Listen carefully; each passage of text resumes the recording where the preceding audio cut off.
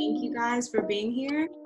First of all, thank you so much. I know that there's a lot going on, and I really just wanted to take a moment to try to find some positivity in everything that's happening.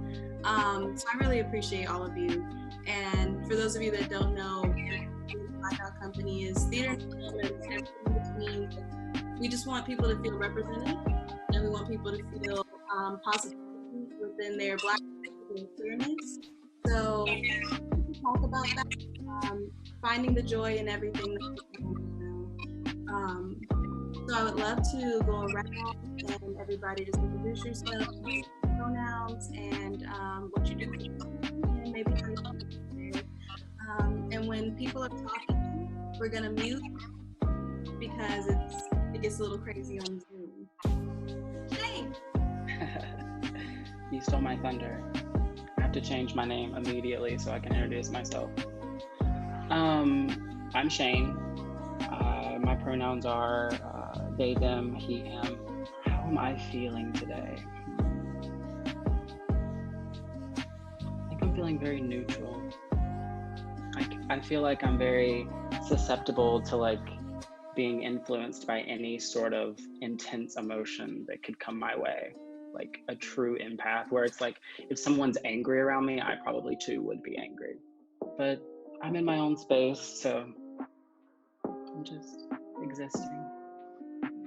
I hope we can have a positive impact on you today. Yes, it's already permeating. I'm already feeling it. Naomi.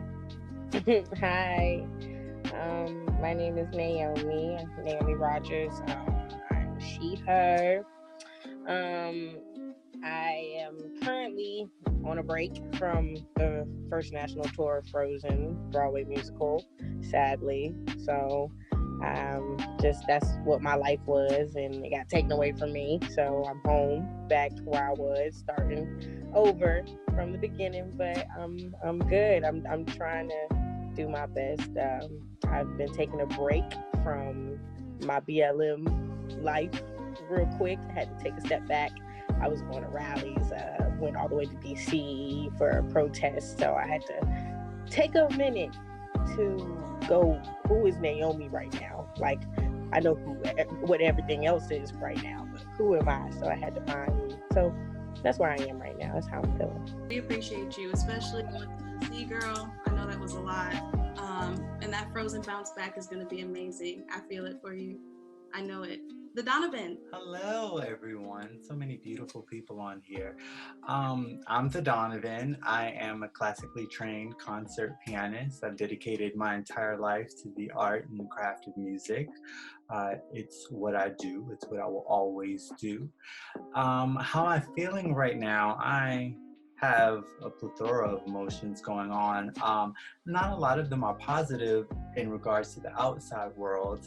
I feel very angry. I've always been very passionate about the BLM movement. I mean, how could you not be, in my opinion, especially as a Black person, or any person of color, or any not person of color. How can you not be passionate about Black lives when they're seemingly worthless, when they're able to be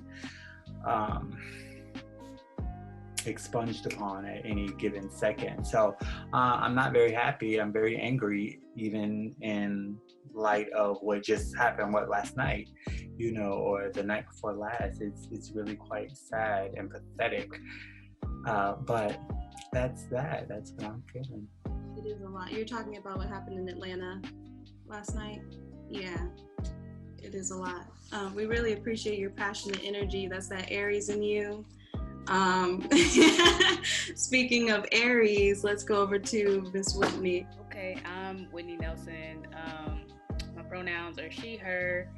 I just recently graduated with my master's in human-computer interaction. So right now I'm transitioning into working, do some research scientist work, and also UX design. I think how I'm feeling today, in this moment, I'm actually kind of a little sleepy. I think the rain is draining me down a little bit. But other than that, overall, probably if I could pick any emotion, it would probably be a little angry, just with everything that's going on. Definitely passionate, but ready to see some things to change. So yeah. That anger is completely valid from all of us. I hope we can translate it into some good things for our community and just keep pushing through it. Zora, I see you already unmuted. She's ready to go. Ready. Hi, my name is Zora. She, her. Graduated with my master's in human-computer interaction. So I'm like school into work, and kind of like with the coronavirus thing going on, I've really been enjoying it.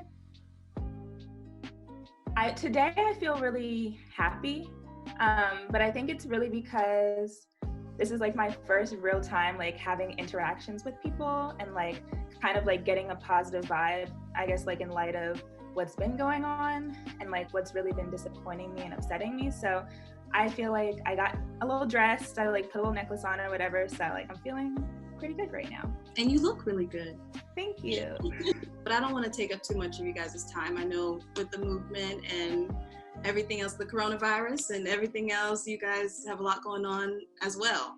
So first, I would love to just ask, what is Black joy to you guys? When you think about the entirety of it all, I know it's a very general question, but what does it mean to you? And if any of you are ever ready, you could just go ahead and unmute yourself or raise a hand and get it going. I've already experienced some Black joy. Today here, meeting you all, hearing everybody's occupation, their passions, what they do, that's Black joy. You know, a diverse group of colored folk who are all accomplished in their own right, doing their thing, living their truth, being who they want to be, creating a path that they want to create. That's Black joy. I do say so myself. I love that answer. Anybody else? We're all thinking really hard. I'll do a stream of consciousness explanation, I guess. Black joy, I don't know, it's something that I think is hard to experience alone. And it's like, I feel like there's a collective body, a collective energy that sort of moves through like people of color, especially Black people, because I truly believe that like Africa was this magical like place with like beings that like supersede us, and all of them had sort of that knowledge and that connection, and then imperialism and colonialism, like they decided, and then they were like, we can't do this anymore. So the magic was just disseminated, and we still carry that within ourselves. And I think that once we all get together, once we talk to each other, like there's just a spark, something that happens that doesn't happen anywhere else. And I think that that kind of is really the crux and what really allows us to manifest Black joy. And it's an experience that can't happen anywhere else, and it's so unique and beautiful. And I think that that's one of the luckiest parts of me, is being able to experience Black joy. It's like how much I love my queerness. I love being queer like so much that it's just amazing. And I think that it's the same for being Black and experiencing that. I love that. I love that answer. Our culture is so specific. Peyton probably should introduce herself. Hello, I'm Peyton Rowe. Her, hers, she, her, hers. And I'm an actor, and I do jokes, and I like politics. Yes, I think Black joy, when I think of Black joy, I'm thinking of like the cookouts, I'm thinking of like the parties, I'm thinking of all the fun stuff, the dancing, the music. I think it comes in so many different forms. I think it's just like that Black people just have so much life, so much energy. So that to me is really like a lot of just Black joy. Definitely see it in kids all the time, like them just being themselves and just running around having fun and stuff like that. I think Black kids are so dope and awesome. So I think Black joy, you know, comes in so many different ways, but like when we come together, it really shows out. So I think it's dope. I was gonna say our hair and also our media. Like whenever I think of Black joy, I think of Good Times, like the show and our music and things like that. Just things that we've created because of strife and, you know, made it into something beautiful. Can I piggyback Yes, please. Because Whitney started like a trickle effect and Peyton just hit it out of the park. You know, Black people in particular, you know, I hate to sound racist because I don't want to exclude any other group of people, but Black people by far are the most talented group of people due to our strife.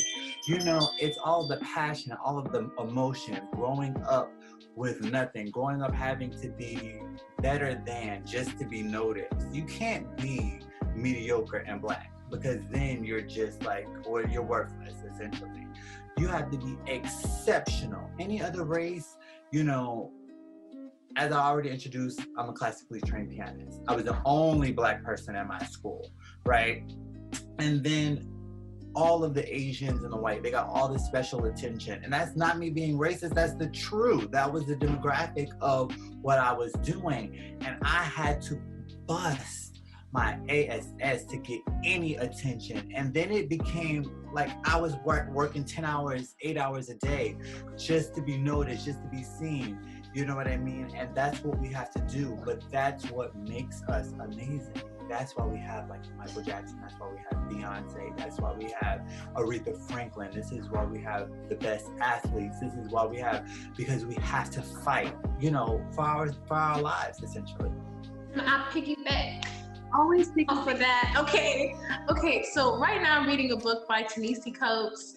He's like a columnist with the New York Times or whatever, and he usually does things about like politics. But he has this book called The Water Dancer, and it's about slavery. You know, I've been bringing shit back to slavery, but it's about slavery, and it's about this boy who has a brother who is white, because, you know, he's a product of rape, and he is Black, and, you know, the white brother doesn't really do much because everything's been handed to him, but he's the water dancer. He has all of this power and magic and influence on everyone around him. And it's something that he has to struggle with, because he's like, I can't believe that I will never be recognized because I'm not white. I can't believe that all of the attention and the education and all of those things are being handed over to my white counterpart when I could be great just because. And it's just, when he said that, it made me think of the book. Both beautiful and sad that everything we do has to come from a place of, I'll do it myself, almost, right? Because we're not handed anything, even down to our food. Everything in our culture has been influenced from being separated. I see that Zora unmuted first, and then we'll go to Shane. Yeah, I was just gonna add that, like, as I was sitting and like listening, for me, it's just like Black people being Black people.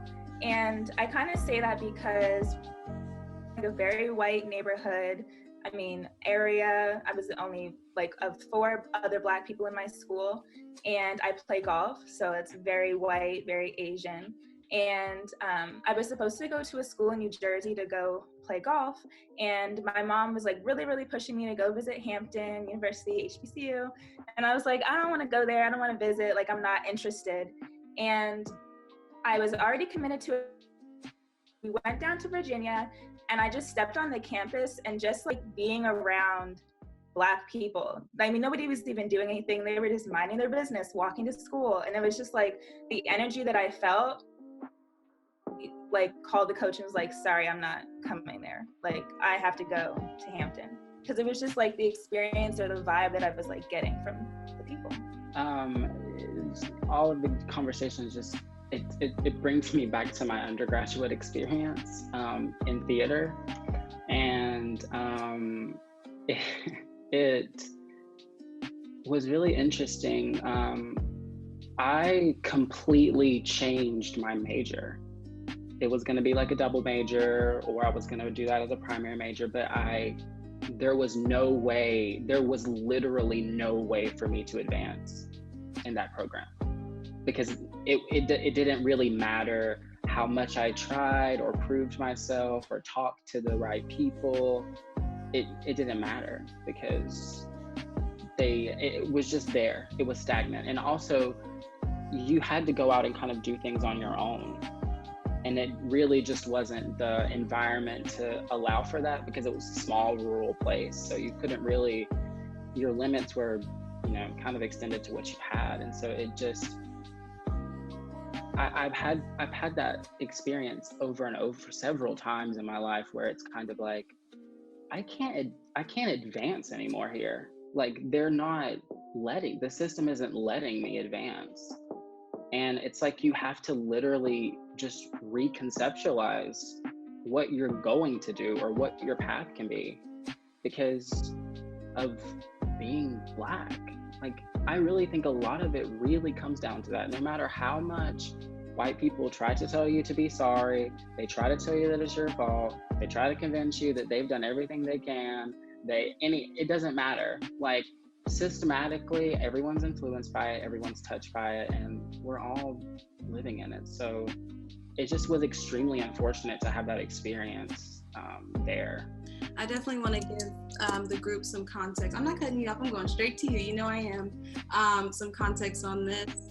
Shane, Vicky, and I all went to we all had the same undergraduate experience. Not the same exactly, but we all were in that same theatrical group. So I hear you and I saw you and I know exactly what you're talking about. Being at a PWI, it's hard when you're trying to push through and they're telling you literally just can't. Or in Peyton's experience, maybe, which I won't speak for you, I'll let you speak for yourself, but being pigeonholed into one style of character because we are a white school and this is what we see you as already. And Shane being a beautiful dancer and being told, although we know that choreography is what you're here to do, let's just keep you as a dance captain. Why as a dance captain when you have this experience and you have this talent? You know, it seems like it could be because you're Black. So I'm gonna let Peyton speak for that. And then I would love to go back to the HBCU and the PWI talk because I see where Zora was going with that. And I know that Zora and Whitney went to the same school. I actually don't know. Naomi, you went to AMDA? Yes, and the Donovan? In Georgia, I went to GSU.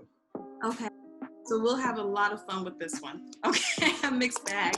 When he was talking about how white supremacy has touched a lot of people who are white, so subconsciously, or maybe not subconsciously, they make like decisions that are based off of, you know, that system. It even affects us, and that's what I was gonna say. Like to some, I remember at some points, growing up doing theater, I felt undeserving a lot because I have been affected by white supremacy. So I would pigeonhole myself before when I went to college, but just like when I did theater in high school, I would pigeonhole myself before they gave me the opportunity to. So it's just, when he said that, I was like, yeah, it's affecting them, definitely, but also like it trickles down to us and it can really, you know, messes with our psyche. Racism is a public health concern, but whatever. But yes, I also went to said racist school. Yeah, they don't play over there about that racism. They're good at it. Yeah. It's either extremely in your face or you feel grateful for being there because of the one white nice one. So yeah, let's hear about some HBCU stuff. What could have been? I have some thoughts. I mean, I definitely resonated with what Zora was saying. I was also like about to go to a white school and just kind of like stumbled upon Hampton, went out there, went onto the campus, saw all those Black people and was just like, yeah, I gotta be here. And it really just kind of like changed my life from then. I think it definitely just makes you want to, you know, go to all the campus activities. It made me want to be a little bit more outgoing because a lot of times I'm very much so like, I don't have to talk to anybody. But just being around that space for those 4 years really made me want to just get out and, you know, get to learn, get to see all the different type of diverse Black people there are, because Black people are diverse. Black people are different. Black people have different things that they come from, different things that they go through. And so just seeing all that was just like really amazing and really stood out to me. It was definitely joyful. For me, attending an HBCU was like kind of a transformative experience, I guess. Because like I said, like my entire life was basically a PWI from when I started school to high school. And my parents did like a great job of, I guess, educating me and like keeping me grounded and not like helping me grow up confused, because there are a lot of people who've grown up confused, and I feel like that can happen, and I'm like grateful that I wasn't confused. But I think that going to an HBCU opened my eyes a lot, and I learned a lot about myself. I learned a lot about my people, and I just feel like it was an experience that I needed to have and that was necessary in like my growth and transformation. I'm jealous. I went to, I guess you could say, kind of mixed of cultures. You had people from Puerto Rico, you had people from England, you had people from all over the country at this musical theater school. And I just remember that it was harder for me to really get through to what I needed and what I wanted because of the fact that the teachers were white. Everyone was white. It was a whitewashed school. The chancellor was white. It was white. So you got these white teachers trying to teach a lot of black kids that got accepted because, you know, like we said, black people are talented. So these black kids are coming to this school hoping that they get a chance to be on Broadway, and then they accept these kids that can sing and can sing their tails off. And then you get into these classrooms and you got these white teachers who are putting them down in every step of the way that they can go. And it's just like, for me, it was really bad for me because my second semester, I got told that I was not going to be able to play the role of Cinderella because of the way that I act and my attitude. And it was a golden age semester. So golden age goes back all the way to the 30s and 40s. And we ain't got nothing. Okay, let me tell you something. We ain't got nothing. They gave me a whole list. All I had was, what was it? Showboat. A show about a light-skinned woman who's mixed, and I'm not mixed. I don't look no mixed. And my teacher wanted to assign me that, right? And so he's like, yeah, you could play white man, older white man. He's like, yeah, you could play that. You could play that. I'm over here like, you see the color of my skin? I ain't nowhere near light skin. What you talking about? I'm like, you can play this. And I'm arguing with him. I'm trying to tell him I can't do something that I know I can't do because of the color of my skin. It's just period, point blank. It was about a light-skinned woman who basically, long story short, look up the show. I like to say that I got played. Okay, I got played, but good things came out of it. I'm blessed and I'm grateful for what I went through and what I'm going through right now, but I got played. Cinderella should have had an attitude, the shit that she went through, so that really don't make no damn sense, but okay. I just feel like you can play our Cinderella anytime. We're ready. We're bringing you to Atlanta and it's happening. So we're thinking a lot about teachers and the fact that sometimes white teachers just cannot give us what we need. It just does not work. Does anybody want to expand on that anymore, or should we move on to careers? Yeah, go ahead, Peyton. I remember when we were doing KCACTF, and it was the first time that I've ever had a professor who was Black and did theater, other than Michael, but he in and out. But it was the first time that I had like an active Black professor talk to me about acting and being Black. And I remember when we were, going through the competition towards the end of it, he pulled me and my partner to the side and he was like, how do you deal with, like you guys are doing Black shows right now, but how are you dealing with being a Black person and having white professors having to, teach you how to do this? And I was like, I don't deal with it, we do it ourselves. And it reminds me of when, when we had to do our own hair for certain shows, things like that. And it's just, I don't know if it's a lack of education, a lack of care, a lack of knowledge, but it just seems, it's a conglomerate of it all. But I feel like in order for a professor to really, do a student justice, they have to start, considering all of those things. Yeah, it's a problem. Maybe Googling as well. Asking a Black student, I don't know. I do want to say really quickly on a personal note, as traumatizing as it all was for all of us, I'm sure, I do appreciate Shane and Peyton a lot for what we all went through together. And I know we had some terrible times that we can talk about later and some great ones together. Just, it's that Black joy moment of even throughout everything they threw at us, we still were able to find each other and have some great moments and some great art. made out of those times. So I do appreciate you guys, and I really hope you know that. As y'all know, I went to Hampton, so I mean, it was actually pretty like diverse in teachers. You would get Black teachers, but sometimes you got Asian teachers, white teachers. But definitely, like, and Zora knows about this, but I had the chair of my department who was kind of crazy, but she like really looked out for us. She was kind of like a mother figure and like really went hard for us and like really made sure that we got all the opportunities that we deserved, to be honest. And so that was like really life-changing for me, because that was the first time I had ever had like a Black teacher really, or a Black person who's a teacher who like cares. And so I was like, wow, like that's kind of different. And then, you know, transitioning into Georgia Tech and being there for 2 years, it was like nothing. I got like basically no support at all.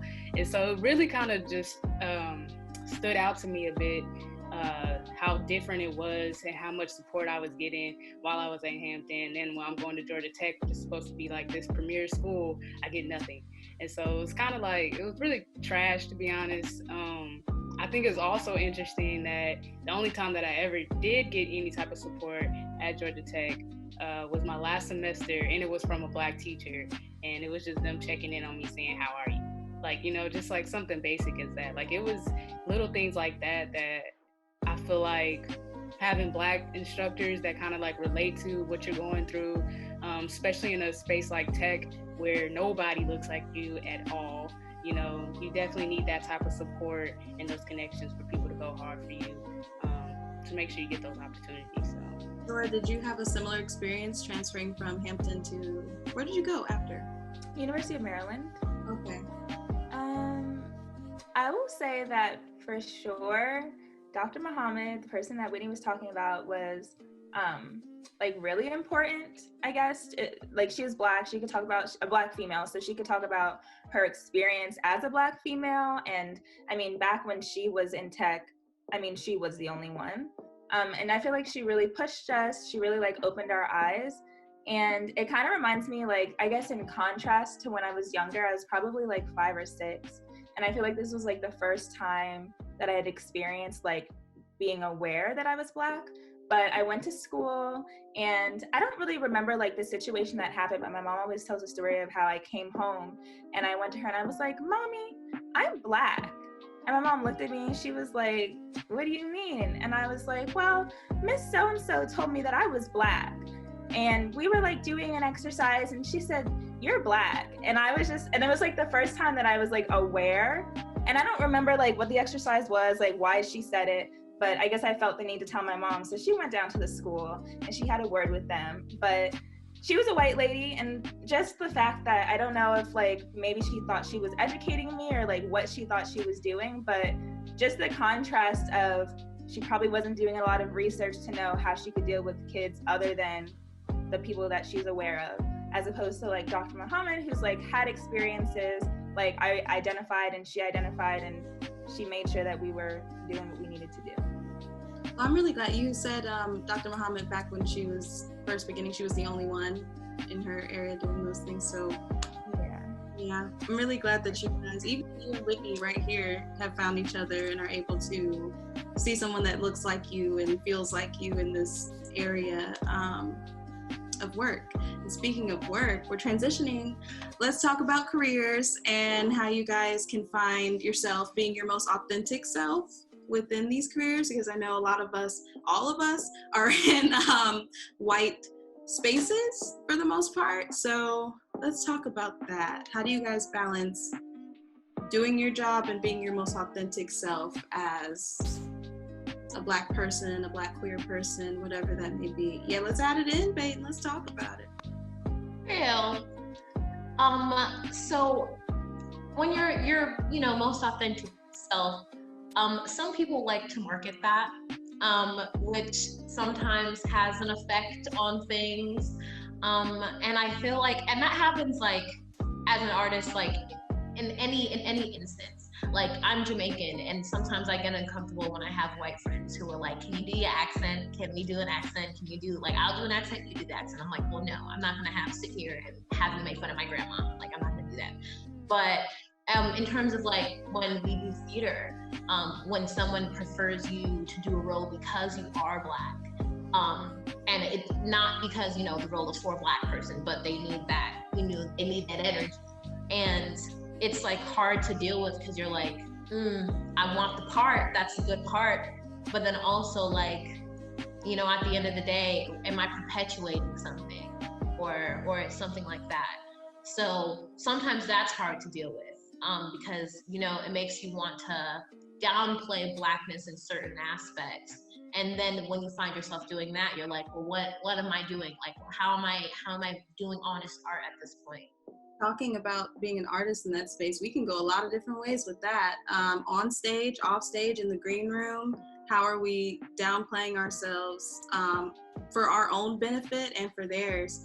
I know, Naomi, you will definitely speak more on this than I will, but in my experience auditioning for Legally Blonde, which is a show we did together, they did not let me audition for anybody other than Pilar. I don't know if you got to, but they did not give me the chance. So that's totally two different things. Listen to me. South Carolina, all over there, they already knew what they wanted when they saw you in that room. They was like, okay, so got the Black girl, give her the black sheet. They didn't know what they was doing. They didn't know what they was doing. But in New York, you had a whole bunch of people. You better have gave me Margot and all them other people, because I want all the other names, okay? I want to try for those names too, because you're not gonna limit me to nothing like that. So yeah, that's what I truly believe. And then over there on that side, I think they tried to play you. I don't like that. How did it feel for you being in that space when we walk in? And I feel like it was like just us, now that I think about it. It was. You had Jonathan, but it was really just us as women, Black women. It really was. Yeah, all those different, colors, but it wasn't enough of us, I felt like, because it's Legally Blonde, but you can have more. I feel like, we did our thing, and we came through, and we represented. So that's really all I can say. It's really sad when you don't have everyone there. You just feel like it's just you. It's sad when you can walk in a room and go, dang, it's not enough Black people. That's a sad day, because it should be enough for everybody. It's a sad day when you see so many white people. Like, it's not enough of us. Like, you can't find enough of us. Donovan, were you unmuting?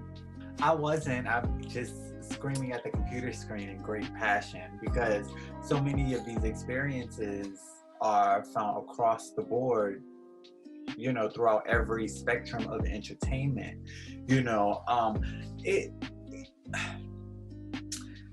This is very complex, okay? Because then it gets into, the systematic oppression that we are exposed to at all times from our Caucasian counterparts. But it's also important that we stick together and aid each other when we can, which should be all the time. You know what I mean? Because a lot of times we are trained to think, okay, it's only one spot. You know what I mean? So I'm gonna go for it. Instead of saying, you know what, I'm gonna invite all my brothers and sisters to, participate, you know what I mean? And one of us, or all of us will get it, so to speak. But I do a very different side of theater, you know what I mean? Not always auditioning to be in the forefront, but when I do as an artist, because I'm an artist myself, it's very difficult, because the original question was, how do you find yourself being your authentic, true self? And that's tough, especially for someone like me. I am Black, I'm gay, and I'm feminine, right? So I'm really feminine. I like to wear a good 8-inch heel and all that jazz.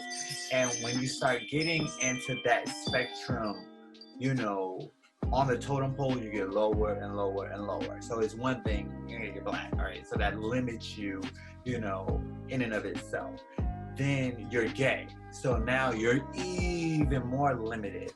But now you're Black, gay, and you're feminine. It's like, what are we gonna do with you? You know, so it makes it very difficult, especially because like I'm a classically trained pianist, which is so traditional. It's so what traditional. I mean, there's no better word for it. It's so standard, you know, with what people expect. You know, I've gone into rooms where, because I am so talented, I was hired, you know, privately to come do something, you know, because they know that I'm gonna show up and show out. But then it's like, well, I know what they're expecting. You know, they want a suit and tie, you know, to sit and play, which is nothing I would ever do. You know, it's nothing I would ever wear. You know, they tried to force it on me in school, and the moment I could get out of it, I did. You know, but as a professional, it's like, what do? Do I blend, you know, to keep getting booked and to not make anybody feel uncomfortable?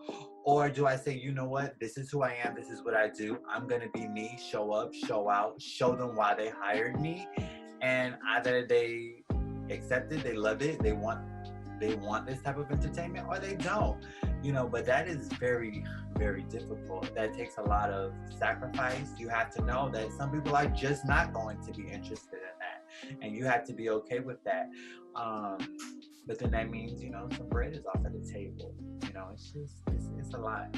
I'm rambling now. Oh, you're fine. It's standing in your shit. I'm with you. I saw Shane unmuting. Before I hand it over to you, I just want to kind of highlight something that Donovan said about being with each other.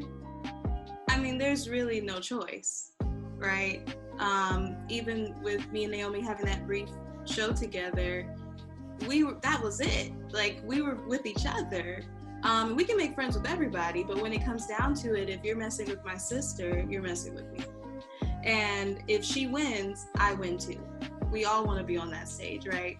So I just really like that. We're not doing the crabs in the barrel anymore. We are helping each other out of that barrel. Shane, I'm gonna pass it to you, love. Me walking in with a skirt, they're gonna be looking. First of all, me walking in with tattoos, me walking in with piercings, they're gonna be like, So there is always that fine line. And in theater, I think what really pisses me off in theater is the whole concept of, you can't have this part because this part is a person that's white. That literally rarely matters. There are some shows in which race is important for the context of like what the show is trying to. Hairspray, prime example. You can't do Hairspray with all white people. It doesn't make sense. There's shows where that it makes sense in the context of what the artistic message is, but it actually rarely matters. Because when people say like, oh, well, you can't play this character, they're really not saying that you can't play the character. They're saying that the way in which I've interpreted this character and the way in which how they're describing them in this, they sound white, which means you can't play that because it's not because you're not white. It's because they can't even put that framework onto you where they're like, you're capable of this. They're like, oh no, this person could never do this, because they can't even open their minds up to the possibility of the fact that it's a person, it's a character. It's someone you can learn, it's someone they can learn. If you set the dynamic up of the show, it's like choreography. They don't know the choreography, so if you fuck the choreography up, they don't know. If they didn't know a white person was supposed to be casted in the role, create a show that helps aid that narrative that you've changed. Like, that's the director's responsibility. That's the director's choice. And it beats you down and it makes you feel like you can't do anything. I questioned myself so many times with regards to theater, and it's unfortunate. I really wish you didn't have that experience, because you have the talent, and because they didn't see it does not mean you should question yourself. But I'm happy that you're definitely finding that space where you can be your Blackest self and your queer self and not have to worry about any of that, especially while helping people. That's amazing. That is really amazing. The crazier part about what you're talking about with white characters is not only does it rarely matter if they're white, Black, Latino, it doesn't matter. Even in the shows where we know that they were historically played by white people, who cares? Like Cinderella, literally, who cares? I don't. I would love to see a Black Cinderella. I would love to see Naomi as Cinderella right now. But because we can't fathom that you can be this historically white character and Black at the same time, and I think it's an interpretation of what that character is as well as who you are, which is even more disappointing. Can I just say Rodgers and Hammerstein's Cinderella was by far the best Cinderella I've ever seen, and that was like a Technicolor cast. It's just like everybody was white, Black, Asian. It was all, and it was the best by far. That should tell people something. We tend to be the best, just saying. But Palmer on Broadway, and she did a fabulous job, and she was Cinderella, and I loved it. In that context, or like The Little Mermaid, I don't remember if it was Chloe or Halle, one of them is supposed to play The Little Mermaid, like the live action. And to me, I'm like, I don't see any problem. One of them had red dreads anyway. I see, you know, Ariel, but a lot of people are like, well, Ariel's white, and I'm like, but she's also a mermaid. So what's that about? She's a mermaid.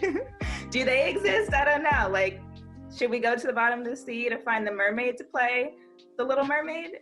Right. I don't know. So that's just people's minds not being able to understand or like fathom that I traditionally have grown up with seeing representation of myself and like not wanting to give that away to someone else, which I think is really selfish. Peyton, I feel like, were you jumping on the Little Mermaid train? Is that where you're going? Yeah, I had a boss of mine actually ask me, who's like, well, what does Halle playing her do to the ginger community? And I was like, I'm sorry, I don't think we can progress in this conversation if that's your main point. Because, look, and I had to work with him every single day. And like, a lot of conversations happened, but I think that was one of the times I was like, you're just stupid. I can't talk to you about this stuff. But yeah, and you were, when we did Mermaid, like, I was handed an Ursula side. And I had songs prepared for Ariel, and they were like, this is something silly. Here's your Ursula side. And I loved the part, but then also like, it's limited me. And even in that situation, being your AD, there's like no choice. There's no choice. We've already decided that she would be great for the role, which you are, which you were, which you will be. But I could also see you doing Ariel, and that's a problem that you didn't even get that chance. The Donovan. So we got to keep it real. The fact of the matter is, it makes them sick to think that something that is so iconic is going to be revitalized with a Black person. It's just, that's all that it is. It's point blank, and people, they don't care that it's a mermaid, a fictional character, not a Black girl. They can't compute. They can't compute. Now, I don't want to talk too much because I don't want to put anybody out there, but Stone Mountain historically does this annual Christmas thing. Now, I knew the Snow Queen, you know, personally. She was the Snow Queen for many, many, many, many, many years. So when they finally, this is crazy, when they finally retired her, you know, they were furious when a Black woman, you know, became, or it was trying to become the Snow Queen. And because we were friends, they thought it was appropriate to make a joke. And it's so offensive, I don't even want to say it, but I have to tell you, you know, they were arguing amongst themselves, you know, because this was a casting thing. And they were taught, and it's so interesting being on the other side, you know, listening to how they talk about these people who are auditioning. But a white man literally said out of his mouth, he's like, oh, what are we gonna call her? The cold queen? And a few people kind of laughed until they saw my face. And as Kelsey said before, that Aries energy in me does not play. And I'm from New York, you know, so I made a fool out of myself in that room that day. But I don't even want to say that I made a fool of myself. I stood up for, you know, the person who was being humiliated, you know, that had walked out. And although she would never know what was being said, it's like, how dare you? How is that funny, first of all? You know, second of all, how sick do you have to be to make such a comment? Like, some things I get, you know, but you have no regard that I'm a person of color. You know what I mean? Like, don't let my light skin fool you. You know, I am Black through and through.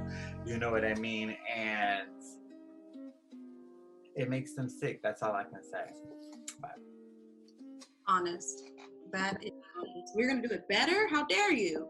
I know, Shane, were you coming in? I think, you know, those in you know those like scenes in movies or whatever where someone walks in and it's like royalty with a peasant, and they're like, oh my gosh, how could she have come in here? Like, this person, you know, it's usually a girl because the man has saved her because of the patriarchy. So you know, it's like, how can this person integrate? We're so surprised. And it's not like we're surprised because she was like shy and they lived 3,500 miles away from each other and they found each other and it's weird. It's like, we can't imagine a peasant even being here, and it's crazy. And it's the same thing when people see people in Black roles and they're saying things like, wow. Like, I'm sure, I might not be speaking for your experience, Donovan, but I'm gonna kind of use that. The idea of like someone seeing and being like, oh my gosh, a Black pianist. Wow. It's like, people really are, and you can see it, and that just reiterates that narrative. It's like, you're genuinely surprised that I can do this. I was given I was in auditions class. I was given a role. We had to do like a cold read or something, I think. And it was I can't remember his name. It was a Sam Shepard play. And if you know Sam Shepard's plays, you kind of know what kind of characters the men are in those. And so I was doing the male part, of course. And I had a female doing the other part. And afterwards, my feedback from the person who gave me this role was, you did okay, but I would never cast you in this role because you're feminine and you have to be masculine with this. And it's like, no, you don't. Actually, I think I played that very well. I think I played that role very well. And it's like a genuine surprise, and it's condescending. And it's like, okay, well, evidently you don't think that I can retain information the same way as everyone else, you know, and perform. So I want to keep going with that, that you're even surprised that they're there. I'm guessing in the tech world, you guys feel that as well. I'm sorry, tech. Oh, I was still thinking theater. I was thinking you were saying tech. You're talking about tech as in technology. You're good if you want to go ahead. You go. Okay. I mean, yeah, definitely. It's really hard to be your full self in tech, and it's actually quite funny because I think the tech industry in general is pushing for like people just like being themselves and like, but it's only like if you're white, right? Like it's only if you're white and you're straight, right? Like it's not you being authentically yourself.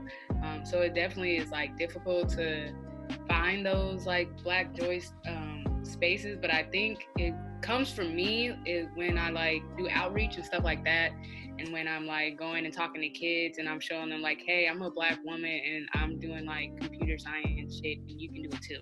And they're like really surprised by it. Or like even like my nephew, he told me like a few months ago that he's gonna go into tech because of me, right? So like that in itself like really like warmed my heart. It was like, okay, yeah, we need more Black boys out there. We need more just Black people in general in these spaces because we can do it. We can be in STEM spaces. We are smart. We know how to do different things. I think that what Whitney said is right. A lot of the times tech culture is where we go to work and we don't wear suits. Like we wear whatever clothes we want. If you want to have blue hair, have blue hair. If you want to have tattoos, have tattoos. But if you want to be anything else that's not in what we decide is okay, different, like what we've determined, the level of different that's okay. Like if you don't match that, if you like are a little more, or, you know, if you're Black, if you're, you know, anything, gay, whatever, maybe you should just leave that part at home. But like we love inclusion and we love diversity. Like that's something that's like a real big buzzword. And I see it a lot in when these companies say, well, you know, you look at their C-suite board and the only time you see a person of color, Black person, is when they're the diversity inclusion officer. Like that's all that we can reach, or that's the only way that we can contribute to like the tech world or to the company, is like bringing in, you know, people of color or Black people or Hispanic people, because they think that we can reach everybody. And I've really recently seen some posts on LinkedIn where people are saying like, oh, like I'm looking at Twitter's C-suite and I'm looking at like Facebook's C-suite, and yeah, the only people that are Black are the diversity and inclusion officers. And honestly, I feel like they talk about it, but it's just not really something that they hold important. It's kind of like, let me reach a quota and then like I'll move on. And it kind of reminds me, and then I'll be done, of this situation with a company that typically hires from Hampton, and they hire software engineers, but a lot of the opportunities that they offer to Black people, and I've noticed a pattern, is a 1-year like residency program. So you come on, it's kind of like a 1-year internship. You're full-time, you're not salary, you're an hourly pay. It's a 1-year thing after you graduate, and then after that we'll evaluate and see if, you know, we want to bring you on or not. And to me it kind of seems like, okay, if we hire all of these people for a short period of time for that year, we can reach our quota of diversity, but we don't really have to have them on. They don't really have to have all the benefits. You know, we don't really have to like fully commit to being diverse and fully commit to inclusion, but we still look like we're doing something because we have this program that we've made for them. And that's like one of the things that really frustrates me. And I feel like when I was younger, I was like, oh, I don't have a passion. Like, I don't feel passionate about anything. But like, as I'm talking about it right now, it's like really making me mad, because I feel like we're almost held to like a different standard of not having the ability to reach. So like, we'll give them this internship and evaluate them at the end of the year and see, you know, whether or not they're good enough. Thank you. It's okay to rant. I'm hearing a lot of similarities of either we're being inputted because we're filling this quota of what they either need to see on stage or need to see in their rooms or in their spaces, or we can be there and we can be different to an extent. Don't be too loud. Don't come in with the blue locks. Don't come, this is for off the room. Don't come in with anything too queer. It's interesting. I just have a lot going on around here. I'm gonna pop out for one moment and then I'll be right back. Okay, no problem.